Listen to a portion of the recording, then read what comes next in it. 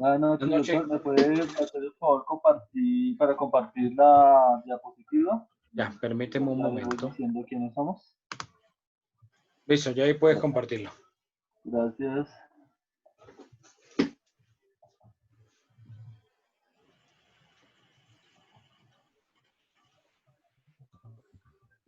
Me dicen Profe, cuando puedan ver. si me pusiste Diana Valcárcel. Sí, sí. Listo. ¿Ya pueden ver la diapositiva? Sí, señor. Sí. Listo. Bueno, nosotros nos tocó contrato mutuo. Los integrantes, sí pueden ver cuando paso la diapositiva, ¿cierto? Me dicen si hay algún problema. Entonces, los integrantes, Alice Isbeth, Fiorella Moscoso, Angie Tatiana Segura, Angélica Martínez, Lini Paola Moreno, Ernest Andrés López, Marta Cecilia Lozada, José Luis Mena, Douglas Moreno y Michael Andrés Morales Mesa. Bueno, entonces yo les voy a hablar sobre una parte de dónde viene pues esta parte del contrato mutuo. Permítanme un momento, por favor. Listo. Bueno, estamos observando que en la parte del contrato mutuo lo podemos ver en la parte histórica, en Grecia y en Roma, tenían como este contrato mutuo, ¿sí? Permítanme un momento. Acá una cosita. Listo. Como les decía, pues fue en el derecho griego y en el derecho romano podíamos observar este tipo de contrato, que era un préstamo de consumo. Este originalmente fue considerado gratuito, dado que solo se practicaba por lazos de amistad y solo cuando se impuso una contraprestación al contrato, este se convirtió en un acto jurídico reglamentado por el derecho de gentes. En esa época, inicialmente, pues no se cobraban intereses ni nada, ¿sí? Su práctica común se iniciaba al fin de la República como consecuencia de la escasez de dinero resentida por los romanos. Posteriormente, el préstamo marítimo propició la práctica comercial de este contrato. Una crisis que hubo, bueno, la crisis económica del interés subió en forma considerable. Entonces ya empezaban a cobrar intereses, ¿sí? Cuando ya hubo esa crisis. Ante este nuevo fenómeno se fue acrecentando la necesidad de proteger al mutuario contra las acciones usureras de quienes practicaban el préstamo y por primera vez fue fijada una tasa máxima legal de 1% mensual. En la época de Justiniano este porcentaje fue reducido a un 50%. Posteriormente, bajo el imperio bizantino y la influencia cristiana, el mutuum con interés fue prohibido totalmente, al considerarse como un pecado. La prohibición del interés del mutuum subsistió desde la época de Carlos Magno hasta la Revolución Francesa. Esa es como la parte de la historia. Entonces, ahorita continúa nuestra compañera Alison para hablar, comentarles sobre el artículo 22-21. Por favor, Alison. Compañeros, buenas noches. Les voy a hablar de la definición del contrato de mutuo. Y como bien nos explica el artículo 22-21 del Código de Comercio, este contrato es celebrado entre dos personas en la cual una de ellas se compromete a entregar a la otra la misma cantidad de cosas fungibles con el cargo de restituir otras tantas del mismo género y calidad.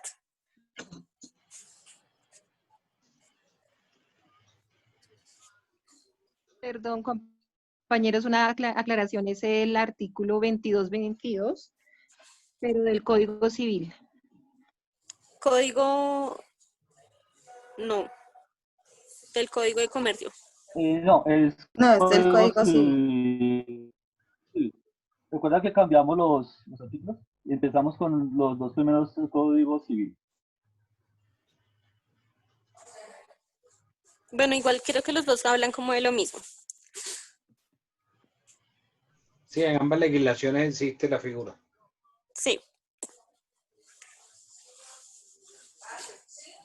Bueno, en el artículo 2222 del Civil, eh, pues es como es la tradición de la entrega de la cosa fungible. Hasta que no se haga la transferencia del dominio de la cosa, no hay tradición. La persona no es dueña de la cosa hasta que no la tenga en sus manos para hacer uso de ella. Muchas gracias, compañeros.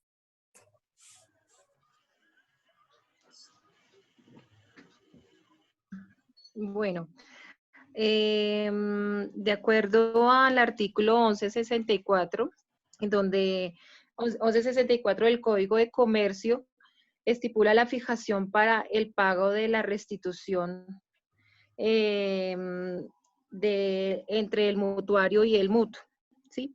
Entonces, estipula que si no existen dentro de ese contrato una voluntad expresa, existe la posibilidad de que un juez competente tome en su consideración la estipulación en este contrato, dependiendo de la naturaleza, manifieste como los términos para la restitución de esos intereses que haya lugar. De acuerdo al artículo 1164, nos lleva también frente al artículo 2226, que más adelante lo hablarán, en donde también nos recalcan que el pago fijado pues podrá ser judicialmente si no se hubiera pactado por el mutuario. Pero de esta manera, ese artículo debemos tener en cuenta el artículo 1551 del Código Civil, el cual también estipula el plazo en la época que se fija para cumplir el cumplimiento de una obligación, que puede ser expreso o tácito. Si es tácito, es indispensable para cumplirlo. No podrá el juez, sino en casos especiales que las leyes designen, señalar el plazo para el cumplimiento de una obligación. Solo podrá interpretar el concebido en términos vagos o oscuros sobre cuya inteligencia de aplicación que discurden las partes. En este caso, nos dice que continuaría con un proceso verbal sumario y habría que tener en cuenta el término de la cuantía que nos manifiesta el Código de Procedimiento Civil. Hasta ahí llegaría mi intervención.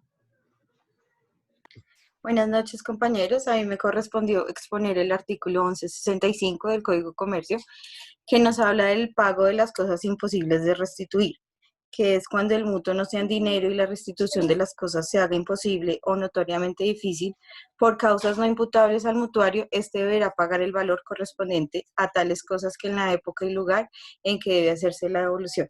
Tenemos claro que pues bajo ningún contrato las partes estarán obligadas a cumplir con lo imposible, y en este artículo pues nos reitera eso. Explica que cuando sea imposible o difícil o pues notoriamente difícil hacer la restitución de las cosas, este deberá pagar el valor correspondiente en la fecha y en el lugar pactado y hacerse la devolución. También les voy a exponer sobre el artículo 1166, que nos hablaba sobre, permítanme un segundo. El artículo 1166 del Código de Comercio decía que cuando se pacte una amortización con cuotas periódicas, la simple mora del mutuario en el pago de las mismas no hará derecho al mutuante para exigir la devolución en su integridad. Pues este artículo fue derogado, quedó sin efecto por el artículo 99 de la Ley 45 de 1990. Muchas gracias, compañeros. Buenas noches para todos. Les voy a hablar del artículo 1168, que es la simulación de los intereses. En este se prohíben los pactos que conllevan la simulación de los intereses legalmente admitidos. Si bien es cierto, los intereses es un beneficio para una de las partes. Este debe quedar estipulado en una cláusula en el contrato para evitar todas estas contrariedades. Gracias.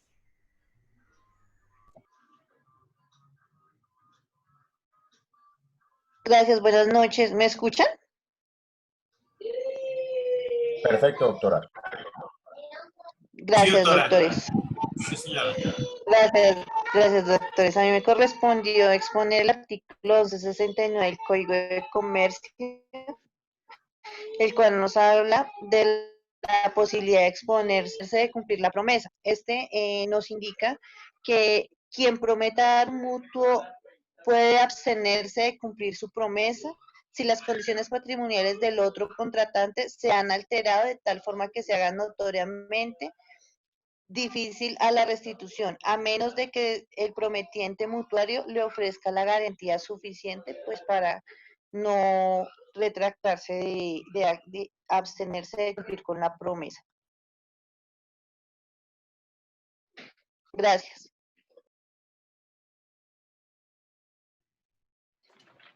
Buenas noches, compañeros. A mí la parte que me correspondió fue el 2223 del Código Civil y 2224, que viene hablando sobre los préstamos de cosas fungibles distintas a dinero.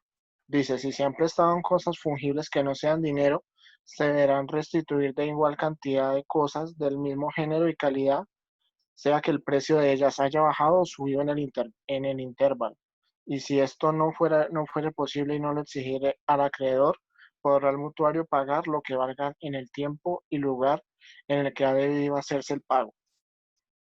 Y también dice que podrá darse una clase de no, dice, si se ha prestado el dinero, solo se debe la suma numérica anunciada en el contrato. Podrá darse una clase de moneda por otra, aún a pesar del mutuante, siempre que las dos sumas se ajusten a la relación establecida por la ley entre las dos clases de moneda,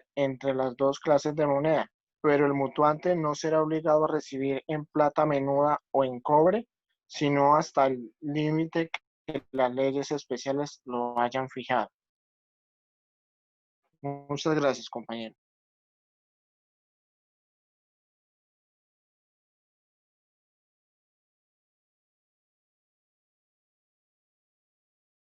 Marta, ¿está conectada?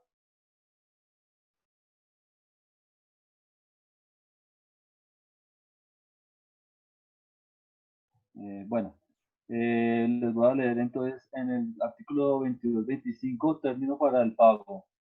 Dice así, si no se hubiere fijado término para el pago, no habrá derecho de exigirlo dentro de los 10 días subsiguientes a la entrega.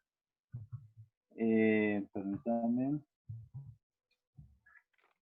Listo. Y para término para el pago fijado judicialmente. Ese me pertenece a mí, artículo 2226.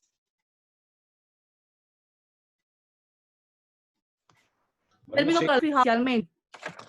Si se hubiera pactado que el mutuario pague cuando le sea posible, podrá el juez, atendidas las circunstancias, fijar un término.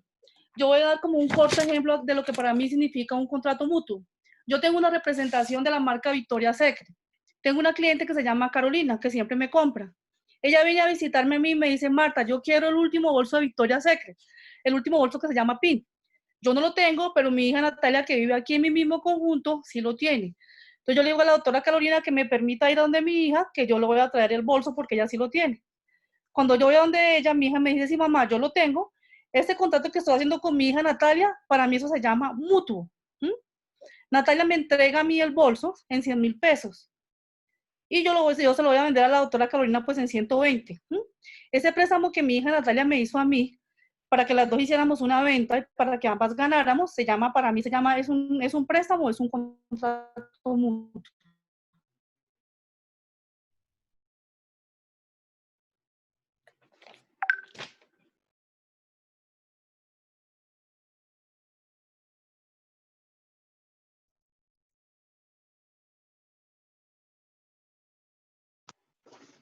Ok, ¿y ahí terminaste tu participación?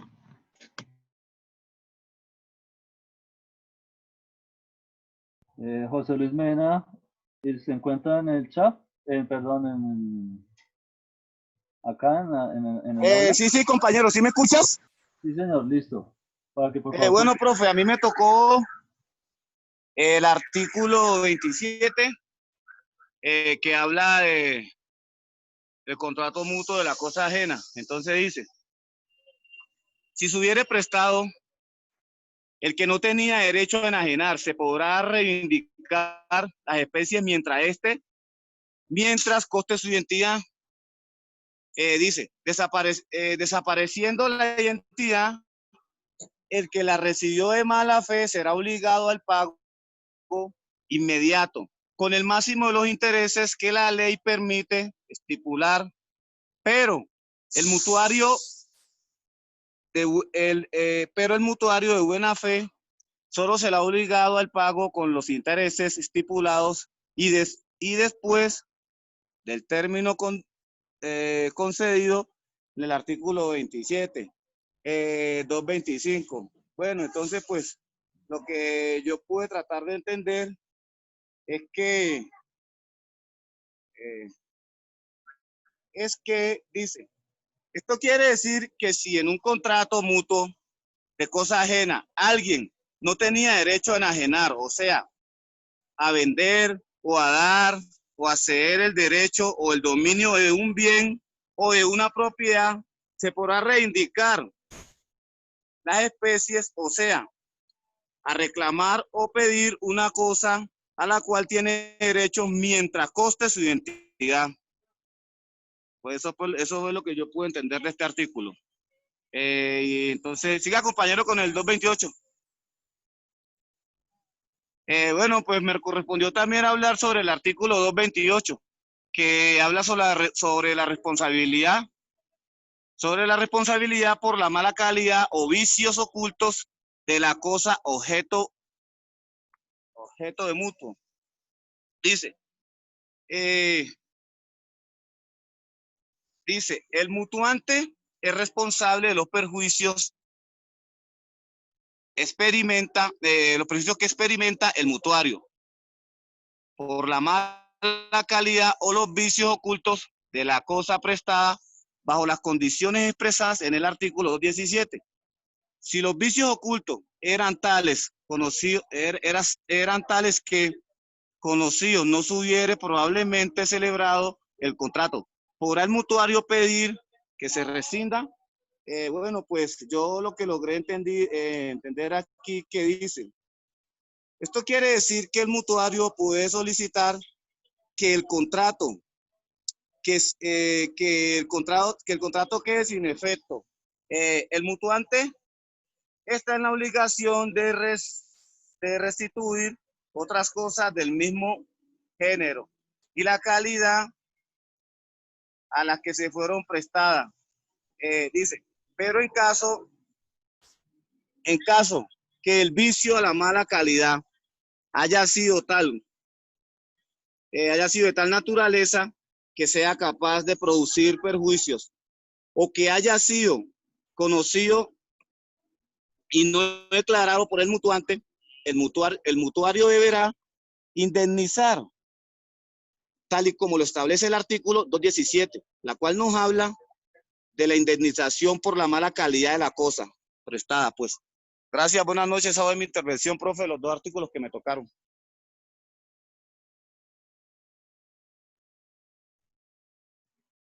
Doctor Douglas, por favor.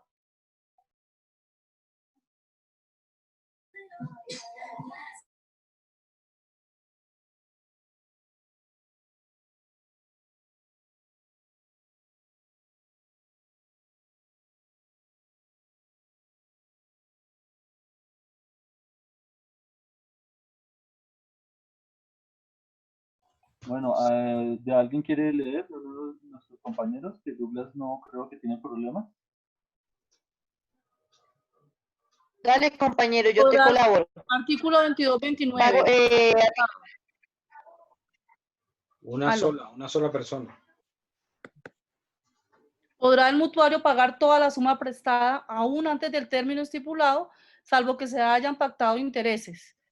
Entonces, el mutuario, si él desea, podrá pagar, o sea, la totalidad de la deuda, podrá pagar absolutamente todo, sin que, digamos que si fue un crédito, una tarjeta de crédito a 36 meses, la persona puede pagar anticipadamente. Salvo que ya en el contrato han estipulado que los intereses van a 36 meses, que si hizo una compra que van a 36 meses, él paga anticipadamente, ya le han liquidado los intereses.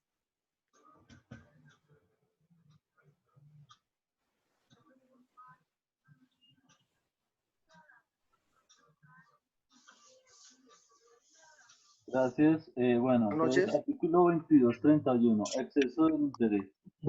Buenas noches. Buenas noches. Doctor, qué pena. Lo que pasa es que no sé qué pasa con el internet. Listo, siga. ¿Me escuchan? Sí. Perfecto. Listo. Entonces, me corresponde el artículo 2229 y 2230 del Código Civil. Entonces, el 229 nos habla del pago anticipado. Entonces dice, ¿podrá el mutuario pagar toda la suma prestada aún antes del término estipulado, salvo que se hayan pactado intereses? Entonces, como se ve consagrado en el artículo 2229, entre el acreedor y el deudor, en lo relativo al plazo para el pago, el primero no puede exigir el pago antes del vencimiento del término, y el segundo no puede pagar anticipadamente cuando al hacerlo cause un perjuicio, porque este es un contrato según el cual cada una de las partes se obliga a dar o hacer una cosa que se mira como equivalente a lo que la otra parte debe dar o hacer a su vez.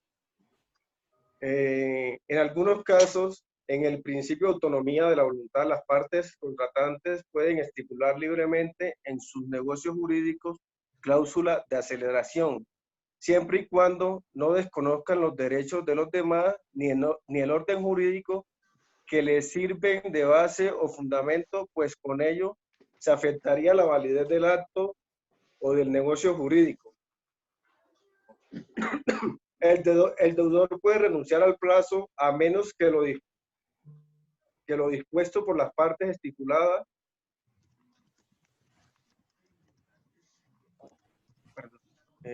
Sí, entonces, que la anticipación del pago acarree al acreedor un perjuicio que por medio del plazo se propuso y que refiriéndose al contrato mutuo, pues esto lo establece el artículo 229.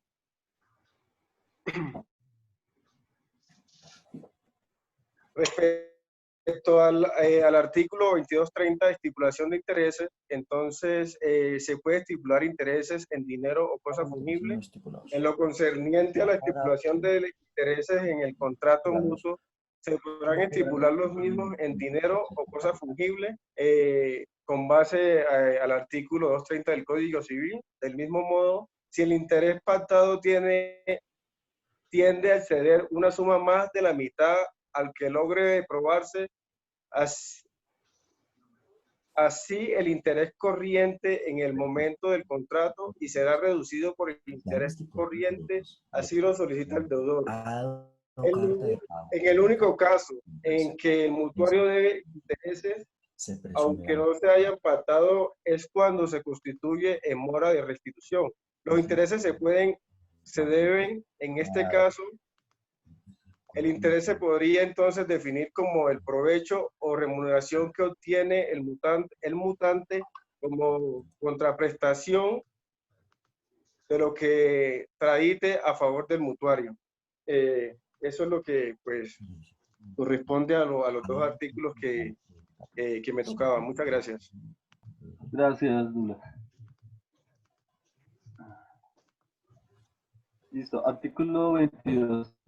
Exceso del interés. El interés convencional que exceda de una mitad al que se probare haber sido interés corriente al tiempo de la convención será reducido por el juez a dicho interés corriente, si lo solicitara el deudor. Entonces aquí podemos observar del interés que si hay, por decirlo así, una usura en colocar un interés alto, que digamos yo le pida un dinero a una persona me cobre un 6, 7, 8%, cuando realmente para unos préstamos está hasta el 3%, si no estoy mal. Entonces, y yo veo que fui como víctima de esa altura, puedo ir a donde el juez y él colocará el interés que, pues, que realmente esté en el comercio. Pues ya como esa parte del artículo 22.32. En el artículo 22.32 dice presunción de intereses legales. Si en la convención se estipulan intereses sin expresarse la cuota, se entenderán fijados los intereses legales. Entonces, si cuando yo hago el contrato, tenemos la convención y no colocamos qué intereses me van a cobrar, entonces estarán, se fijarán los intereses que estén en este momento legales, vigentes en este momento. Ese sería el artículo 22.32. Muy bien, compañeros, buenas noches. Seguimos con el 2233, es el pago de intereses no estipulados. En el Código Civil dice entonces que si se han pagado intereses, aunque no estipulados, no podrán repetirse ni imputarse al capital. Es decir, pues intereses. Tenemos también entonces en el artículo 2234, ¿me ayudas ahí, compañero? Eso. Gracias. El pago de intereses, ahí ya. La presunción de pago de intereses. Si se han estipulado intereses y el mutuante ha dado carta de pago por el capital, sin reservar expresamente los intereses, se presumirán pagados. ¿Vale? Es decir, si ya recibió dinero y no se fijó el mutuante que no le han pagado los intereses, pues ya se presumirán pagados, ¿no? Y tenemos por último el 2235. El 2235 habla acerca de anatocismo. Anatocismo es que se prohíbe estipular intereses sobre los intereses de la cosa prestada. Y ahora entonces, esta exposición que hemos dado con nuestros compañeros es textualmente lo que dice pues los artículos, ¿no? Ahora me voy a permitir entonces hacerles un resumen breve acerca de lo que es el contrato de mutuo, si me permite. El contrato de mutuo es un contrato por medio del cual una persona llamada mutuante se obliga a transferir la propiedad de una suma de dinero o de otras cosas fungibles a otra persona llamada el mutuario, quien se obliga a devolver otro tanto de la misma especie y calidad. ¿Vale? Entonces tenemos unas características de este contrato. En principio es un contrato unilateral. Esto es porque solamente las obligaciones son instas al mutuario. El mutuario se obliga a restituirle las cosas del mismo género y de calidad que recibió en el préstamo. Segundo, es un contrato oneroso. Es un contrato naturalmente oneroso según las normas del Código Civil. Es un contrato real ya que se formaliza o se perfecciona con la entrega de la cosa. Es un contrato de título traslaticio de dominio. Es un título de traslaticio de dominio porque naturalmente es apto para transferirse, ¿vale?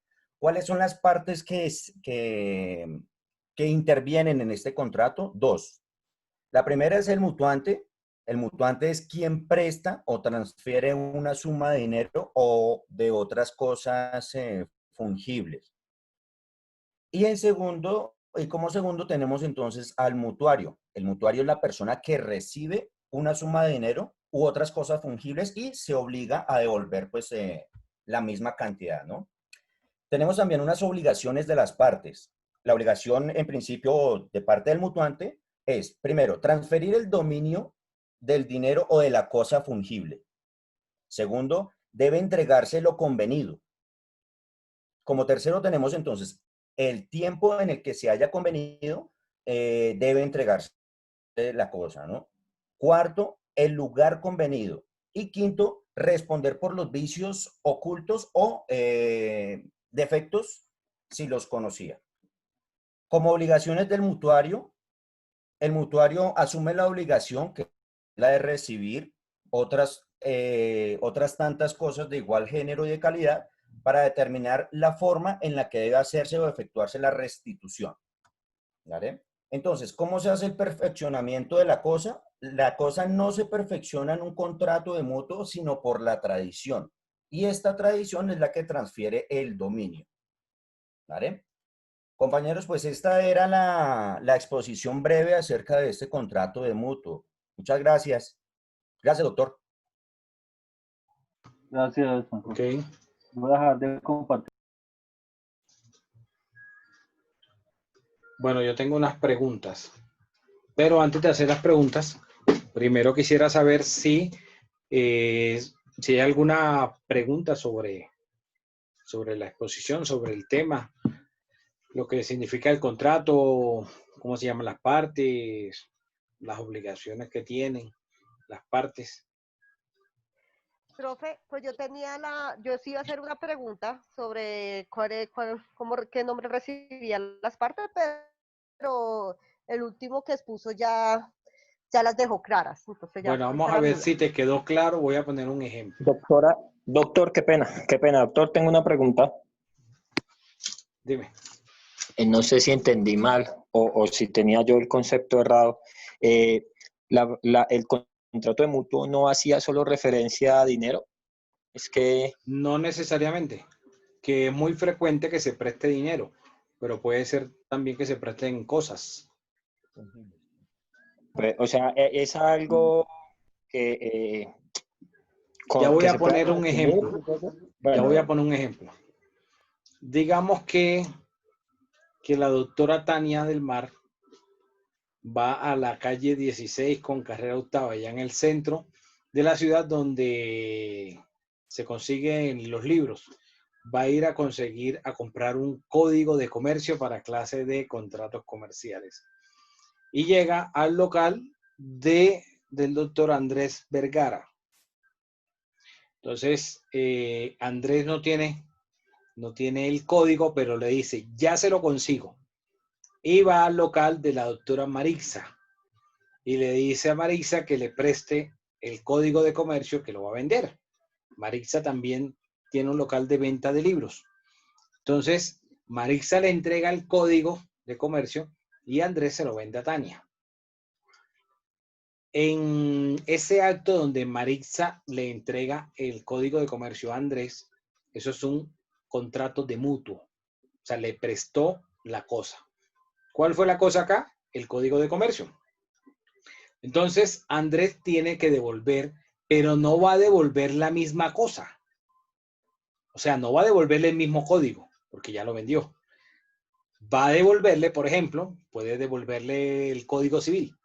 Digamos que el código civil vale lo mismo que el código de comercio. Tiene el mismo costo. O Andrés pudo haberle vendido a Tania el código de comercio por 40,000 pesos. Y a ellos, como vendedores de libros, digamos que les sale en 25,000 o 30,000 pesos el código. Entonces, Andrés puede devolverle un libro que sea equivalente en el costo a lo que le prestó Marixa. Entonces, digamos que le entrega el código civil y así le devuelve la cosa. Así le hace la devolución de una cosa similar a la que había recibido en calidad de préstamo.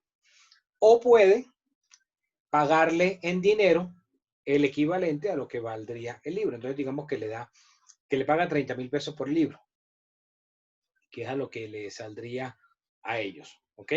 Entonces, dentro de ese contrato entre Maritza y Andrés, hay un contrato de mutuo.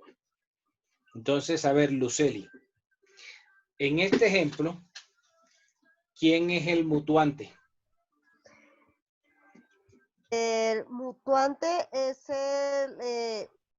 ¿Quién de ellos? ¿Tania, de ellos, Andrés o Maritza? Andrés. No. Meilín. Meilín. Ah, no, mentiras. No. Meilín.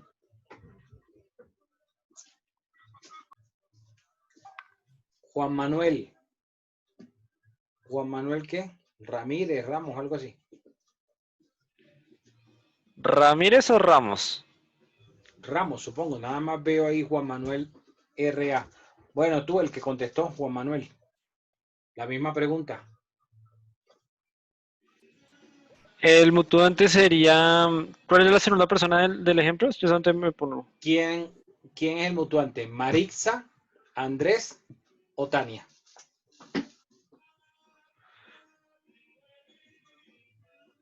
Maritza. Exacto, el mutuante es Marixa, que es quien está entregando la cosa. Sí, señor. Carolina. Señor. ¿Quién sería ahí Tania? El mutuario. ¿Estás segura? Es que realmente el cuento no lo escuché todo, pero el mutuario es quien recibe. Bueno, te lo repito. ¿Sería Andrés? Te lo repito.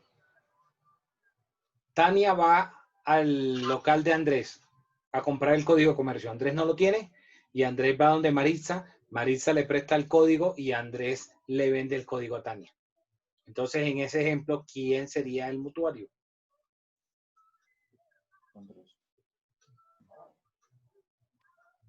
Para mí sería Maritza, doctor. Luceli. Luceli. Vamos a ver si te reivindica. ¿Quién sería el mutuario? Para mí sería entonces Andrés. Ah, o sea, por descarte sacas a Andrés. ¿Mm? No, no, sino que yo digo que sería Andrés, porque ¿quién va a recibir? Exacto, el mutuario es quien recibe la cosa en préstamo. Le recibe la cosa. Calisto. Sí, doctor, cuénteme. Entonces, Tania, ¿qué pitos toca ahí? ¿Tania en dónde? Pues ahí en el ejemplo, si Tania no es ni el mutuante ni el mutuario. Si Tania no es la... No, viene siendo como... Porque se dice que se llama mutuante y se obliga a transferir la propiedad de la suma de dinero o de otras cosas fungibles a la persona que se llama mutuario, quien se obliga a devolver otro tanto de la misma especie y de la calidad. Por eso, ahí Tania sería Entonces, parte del contrato mutuo. No, no señor. Tania ahí sería un tercero, ¿sí? Que no tiene nada que ver en el mutuo. Sería un usuario. Nada, es como, un acompañante. No tiene nada que ver en el mutuo. ¿Sí? No es parte nada. dentro del mutuo. No. Ok, bueno, otra pregunta. Roniver, ya que está que te contestas, Roniver, a ver, vamos a darte la oportunidad, Roniver. Si no se pactó intereses, ¿el mutuante puede exigir intereses? Ojo la pregunta. No pactaron intereses. No pactaron intereses. ¿El mutuante puede exigir que el mutuario le pague intereses? No. ¿Estás seguro? Estoy seguro. No se pactó, no pactó intereses. Si no se pacta, no podría exigirlos. Horacio. ¿Me equivoqué? ¿Cómo así? Horacio. Bueno, Horacio no está por ahí. Ay, Está foqueado. Cindy. Cindy Moreno. Buenas noches, doctor. Buenas noches, Cindy. La misma pregunta. Si no pactaron intereses, ¿el mutuante puede exigirle al mutuario el pago de intereses?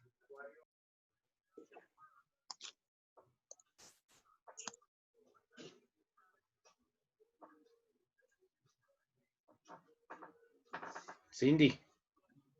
Hello. Doctor Lario, ya estoy acá. Listo. Horacio, entonces, mientras Cindy analiza, ¿qué piensas tú? Me recuerda la pregunta, profe, qué pena con usted. Si no se pactó el pago de intereses, ¿el mutuante puede exigir al mutuario el pago de intereses? No, señor. Tú dices que no. Cindy, No, señor. a ver, Cindy, la misma pregunta. No, señor. Según lo que entendí de la exposición, no se pueden exigir. Ok, José Humberto. Doctor Lario, buenas noches.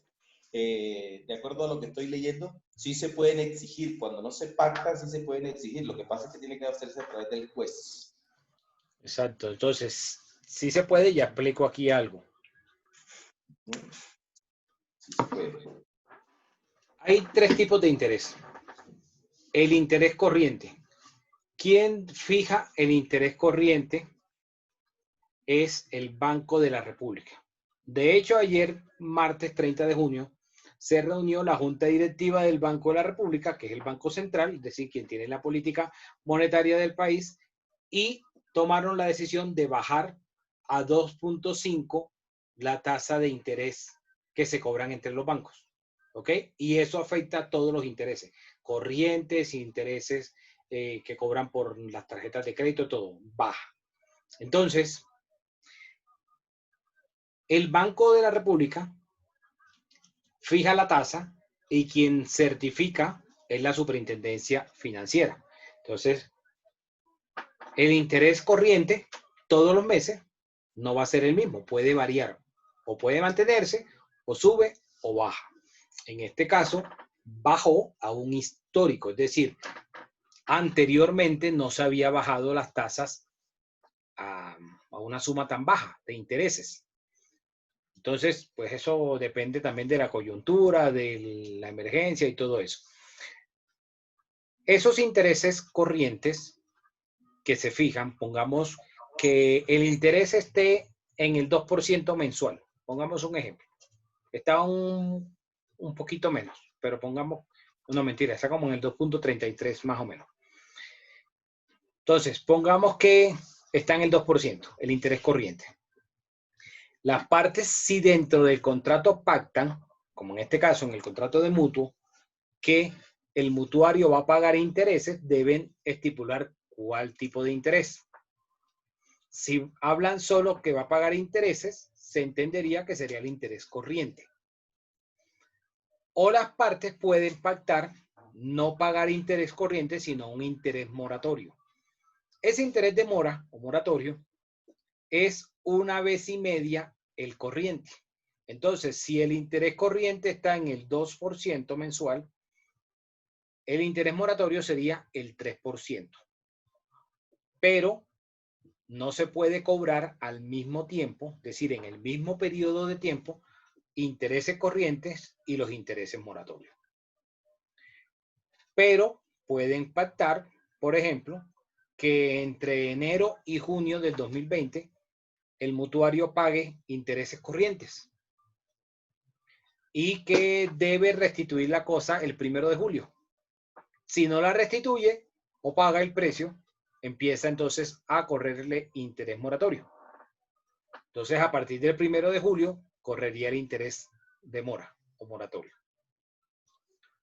Pero no puede pactarse en el mismo tiempo, es decir, que pacten que de enero a junio el interés corriente del 2020 y de enero a junio del 2020 también interés moratorio. Eso se llama anatocismo, artículo 884 del Código de Comercio. Es cobrar doble interés. Ahora, en el ejemplo que yo colocaba, que no se pactó, que era la pregunta, las partes pueden establecer o el mutuante puede exigir el pago de intereses, pero el interés legal, no el corriente ni el moratorio. El corriente o el moratorio se cobra solo si las partes lo estipularon, pero como no lo estipularon, el mutuante solo puede exigir el interés legal, que está en el Código Civil. Entonces, en el Código Civil, el interés legal aparece como el 6% anual. Si lo llevo mensual, sería el 0.5. O sea, mucho menos del corriente, muchísimo menos. Entonces, por eso, si no se pactó, el mutuante puede exigirlo, pero puede exigirle solo el interés legal. O sea, el 0.5 mensual, no el corriente. Si el corriente está en el 2%, y no lo pactaron, pues no puede cobrar ese 2%, tiene que cobrar el 0.5. ¿Ok? Doctor, doctor, o sea que la pregunta debería ser, si me corrigen, es tan amable, es si no pactaron intereses, las partes deberían exigir el interés legal. Exacto. Porque entonces, abriendo tres bases, estamos hablando de tres clases de interés corriente, interés legal y interés moratorio. O sea, la pregunta también estuvo mal formulada ahí, ¿no? No, porque fue una cascarita a propósito, ya ve. Porque tú muy bien lo analizaste ahorita al principio. Si no pactaron ni el corriente ni el moratorio, entonces exige el legal, que es el menos. El que menos, La pregunta valor tenía se cáscara. cobra. La pregunta tenía cáscara. Exacto, ya eso es otra película. Doctor, una inquietud. Dime. Bueno, si en el contrato entre mutuante y mutuario se pactan unos intereses de usura por parte del mutante y el mutuario se debe dar cuenta de que son intereses por encima de lo estipulado, ¿se puede decretar por un juez que esos intereses sean perdidos por él o que se le aplique alguna sanción? No, ya explico. Primero, cuando hablamos de intereses hay una usura. Lo que se considera por parte de la ley, tanto la ley civil como la penal, es que esa usura supere la tasa permitida. ¿Quién permite la tasa o quién fija la tasa? El Banco de la República. Entonces, si el interés está, por poner un ejemplo, en el 2%, pero el mutuante le cobra el 10%, así como prestan los gota a gota, los pagadiarios, que prestan al sagrado 10 y 20%. Entonces, ahí supera la tasa de usura permitida. Digamos que si está en el 2 y cobra el 10, hay una diferencia de 8% de esos intereses. Entonces, primero, comete un delito, ¿sí? Segundo, desde el punto de vista civil o comercial, ese dinero que pagó por una tasa más alta de la que estaba permitida en ese momento, se le va a tener como abonos al capital. No es que los va a perder, se le va a tener como abono al capital. ¿Ok? Independientemente de la investigación penal que se desprenda por violar el Código Penal en cuanto a superar la tasa de usura. ¿Ok?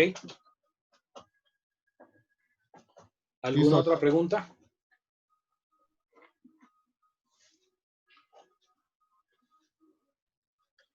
Doctor Larios, usted dijo que la persona que certificaba ese era ¿quién? De lo de los bancos de la... Banco de la Banco de la República. República. Ok, Banco de la República. Profe, tengo una pregunta. Dime. En C2, ¿ese contrato entonces siempre sería un contrato verbal? Y la segunda pregunta es, ¿causales de terminación del contrato vienen a ser las causales de cualquier contrato o tiene unas causales diferentes? Bueno, ellos mencionaron lo que está en la norma sobre las causales de terminación del contrato y no necesariamente el contrato siempre vaya a ser verbal. También puede pactarse por escrito. De hecho, cuando vas al banco y le pides una tarjeta de crédito o le pides cualquier producto crediticio, cualquier producto financiero, como una tarjeta de crédito, un cupo rotativo, un crédito libre de inversión, cualquiera de esos productos que tenga, te van a cobrar y se va a pactar ese contrato por escrito. Ah, bueno, profe, gracias. ¿De alguno del grupo le puede recordar a Florestela las causales de terminación? Sí, doctor.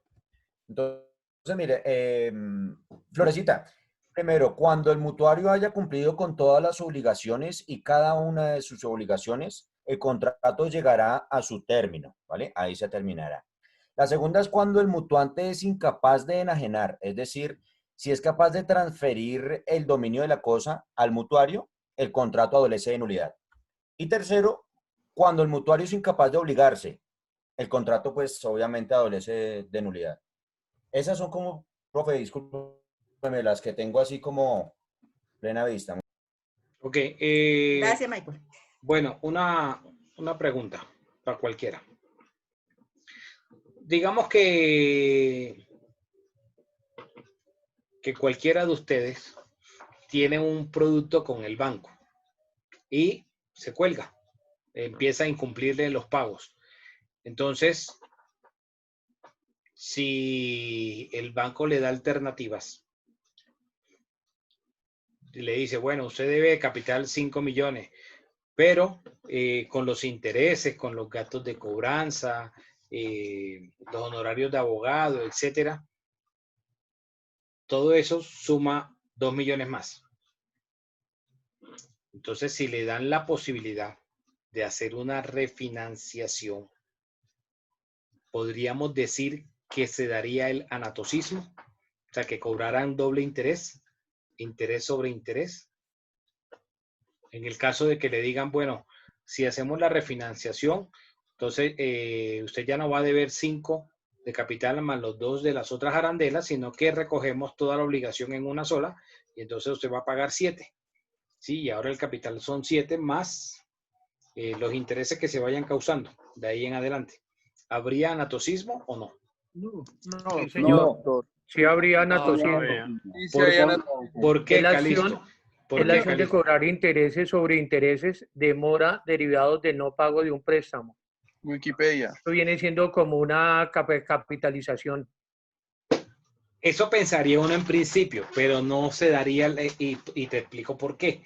No se daría por la sencilla razón, porque cuando ellos te dicen que refinancien, lo que están haciendo es una innovación, o sea, están cambiando la obligación por otra.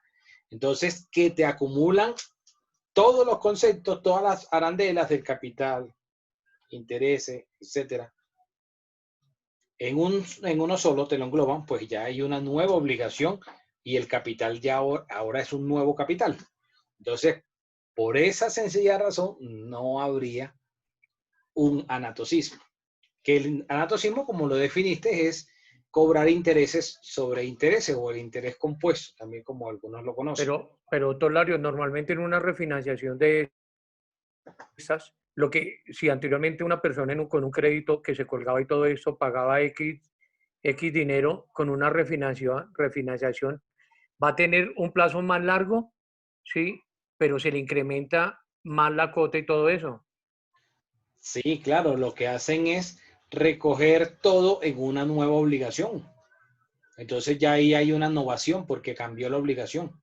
Ya no es la misma, ahora es una nueva obligación con un nuevo capital. Lo que hacen es maquillar el tema. No, no necesariamente, sino que no lo explican al cliente, ¿sí? Y eso lo están haciendo muy, muy frecuente. O sea, eso no es ahorita solamente por lo de la pandemia. Eso lo hacen cada cierto tiempo porque es una forma como ellos generan más ganancias, más intereses, pago de mayores intereses. ¿De qué vive el banco? De los intereses. Entonces, lo que le brindan la posibilidad o le brindan al deudor, en este caso, al mutuario, le brindan la posibilidad de que mejore su flujo de caja, de que le van entonces a flexibilizar el pago, ahora va a pagar menos y les tienden un poco el plazo. Pero al final, pues va a terminar pagando mucho más intereses.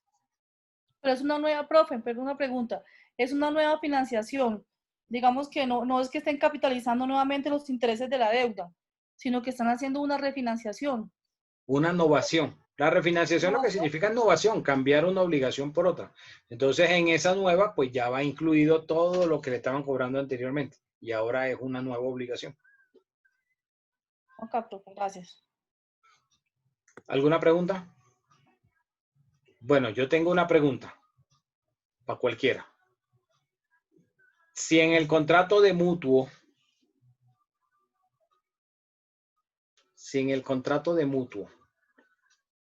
el mutuante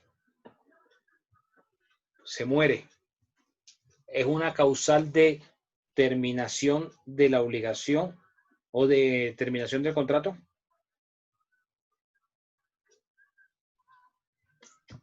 Yo pensaría que no, profesor, no necesariamente, porque si quedan herederos que pueden continuar para la restitución del dinero de la cosa prestada, pues tendrían adquieren el derecho, así haya muerto Ojo, compa. el mutuante, ¿no? Ojo. Extingue la obligación, profesor. Estoy diciendo, termina el contrato. No estoy diciendo que termine que extinga la obligación, no. Que si termina el contrato. Doctor, ¿me puede repetir la pregunta? Que si la muerte del mutuante sería una causal de terminación del contrato. Para mí sí, doctor Lario. Sí, profe. Que automáticamente sí. ¿Tú qué dices, Angélica? Yo pensaría que sí, automáticamente por falta de una de las partes del contrato, aunque de pronto la obligación se pudiese cumplir hasta que se pudiese, pero el contrato quedaría finalizado. Claro. La muerte del mutuante es una causal de terminación del contrato. Más no significa que extinga la obligación. ¿Sí? Porque entonces los herederos pueden, después de que realizada la sucesión, cobrar esos derechos, ¿sí? Esas sumas de dinero. Pero da por terminado el contrato. La misma pregunta en el sentido contrario y viceversa. La muerte del mutuario daría lugar a la terminación del contrato, ¿sí o no? ¿Y por qué? Sí, profe, igual. Para mí sería igual. ¿Sería igual cómo? Que directamente el contrato también se extingue, sea de parte del mutuante o el mutuario si llega a fallecer. Llega a su fin el ¿Tú contrato. qué dices, José Humberto? Profe, para mí no se extingue el contrato. Para mí, ¿no? Para mí no se extingue el contrato porque... Piensas bien. No hay lugar a la terminación por la muerte del mutuario. Exactamente. Porque obviamente, pues digamos, el contrato de mutuo, profe, para mí, ¿no? Lo perfecciona es la cosa, ¿no? En sí. Entonces, al morirse el quien la tiene, obviamente, pues no va a extinguir el contrato porque sigue la cosa y, digamos, esa sí se puede entregar. Esa sí se puede entregar. Esa es mi percepción, profe. Muy bien por el análisis, compa. Tienen más 0,5. ¿Calisto? Gracias, profe. Gracias. Más 0,5 aquí para el doctor José Humberto Gómez. Gracias, doctor. Pero mira, ese más 0,5 es redimible el último día de clases. Como no vengas a clase el último día, lo pierdes, ¿oíste? Te prescribiría. Y tampoco es endosable. Bueno, ¿alguna pregunta hasta acá? Profe, pero transferible sí. Hola, madrecita querida, ¿qué más? Dime, Ginny. No, profe, aportándole que dice que no es endosable el 0.5 de José Humberto, le digo, pero transferible sí. ¿Alguna pregunta sobre el tema del mutuo? El tema. Doy por terminada la clase y que tengan una feliz noche, ¿ok? Doctor Lario, muy Muchas bien. gracias. Doctor Lario, gracias. Profe. Gracias, doctor. Feliz noche. Doctor, que descanse y muchas gracias. Igualmente.